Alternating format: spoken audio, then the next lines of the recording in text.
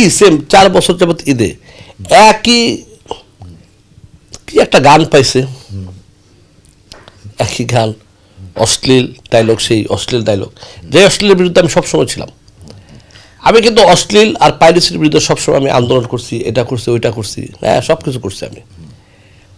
এই অশ্লীলতা আবার শিখার মধ্যে দর্শক কি আসলো, এই আমরা যে সিনেমা বানাই, সামনে তো বানাবোই ইনশাল্লাহ আল্লাহর রহমতে, এটা তো শখ, ঠিক আছে, বানাবোই, দর্শককে মেসেজটা কি দিতে হবে।